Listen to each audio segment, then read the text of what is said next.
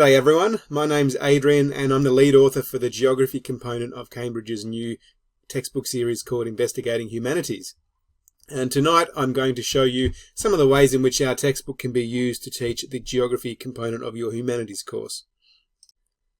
When we were designing this textbook, there were two main challenges that we aimed to overcome. And the first one is the number of geography teachers and humanities teachers who are teaching out of field, which means they may not have had much tertiary education or background in their particular discipline.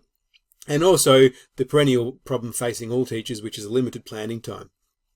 So in terms of out of field, geography in particular has a very large number of teachers who are not necessarily geography trained. And so we've made this textbook really hopefully easy for them to use, and they can be confident that if they're using this textbook, they are teaching very high quality geography.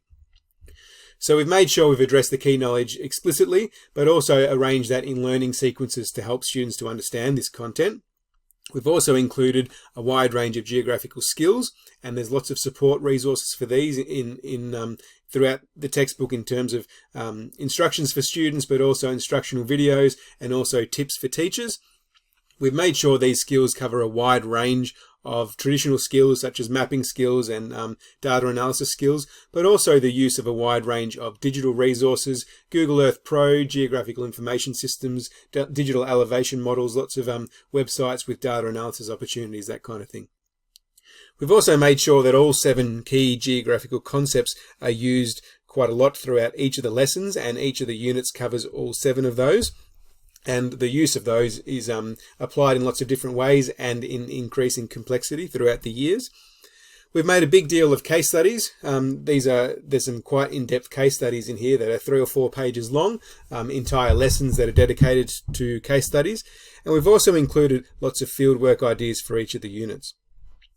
In terms of limited planning time, the idea with this textbook is you can purchase this for yourself and your students can purchase this, and you don't have to gather any other additional resources. You don't need to go trawling through YouTube for videos or looking for your own stimulus or lesson starters. It's all there for you, ready to go in one package deal.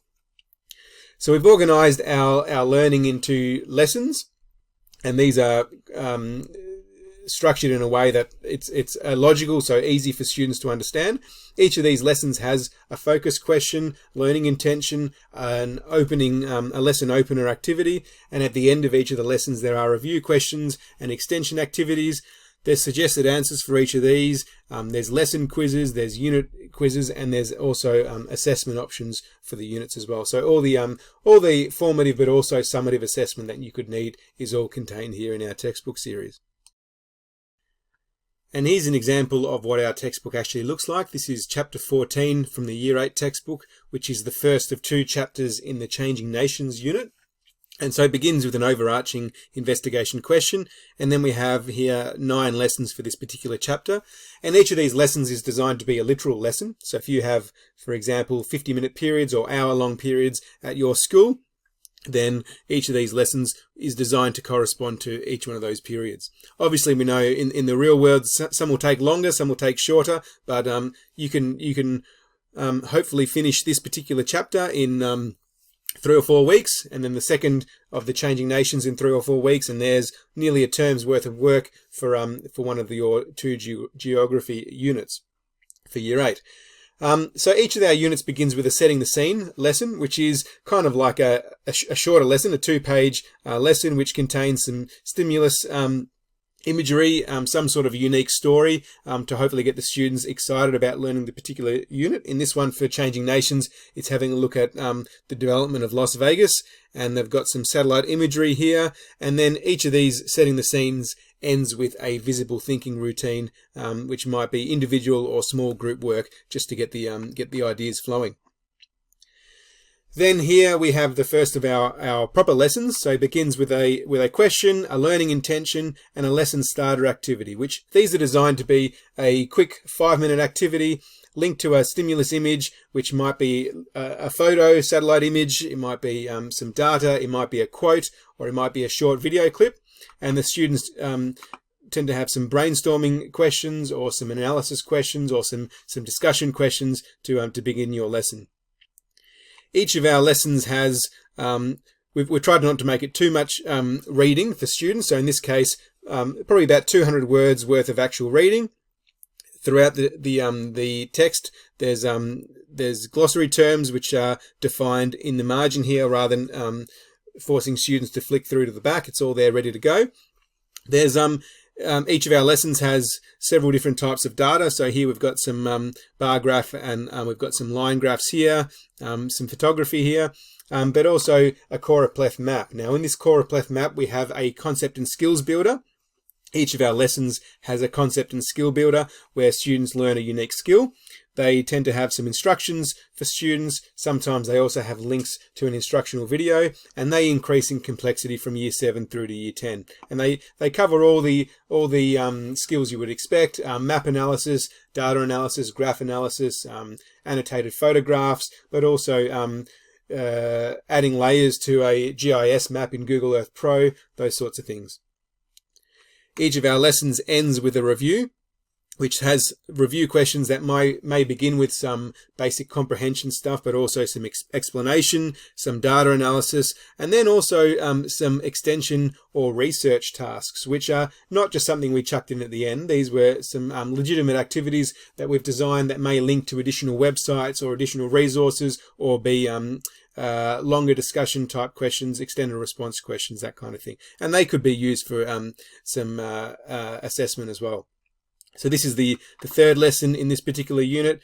Similar sort of length, 200 words of reading, concept and skill builder. In this case, students are using Google Earth Pro to have a look at historical satellite imagery. And so there's a QR code, but also a link in the digital textbook, which will take them to a screencast type video, YouTube style video, which has all the instructions on how to use that technology. So even if you've never used it before as a teacher, your students will be fine to go and explore that resource and answer the questions.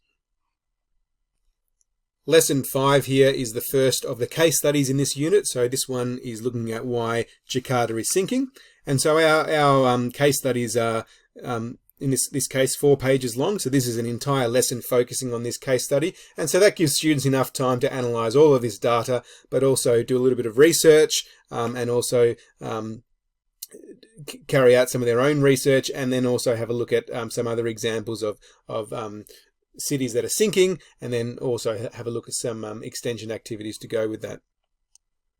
There are 2 more things that I wanted to demonstrate. The first one here is the use of fieldwork. So we know that fieldwork is a really critical part of learning geography, and so we've got a common format throughout our textbook series that students can follow. So it begins with some brainstorm of some ideas of some topics. It gives some students some ideas of some background research they may want to do, how to develop a research questions and some examples of those, how to develop a hypothesis, and some ideas for primary and secondary data, and then finally some ideas on how they may want to present their findings. So we know that realistically this is not enough to go out and do a field work, but it will allow students and teachers to work together to design a fieldwork investigation, and it provides students with a basic format in how to present their data and their analysis and their findings. And the last thing, each unit ends with some review questions. So this is your assessment for the unit. Begins with a visible thinking routine, testing their understanding. Each one also has the use of geographical concepts, so applying some of those concepts in unique ways. Some sort of problem-solving activity where they have to apply their knowledge, and in this case also an activity where they have to think critically to develop their own ideas based on what they've learnt.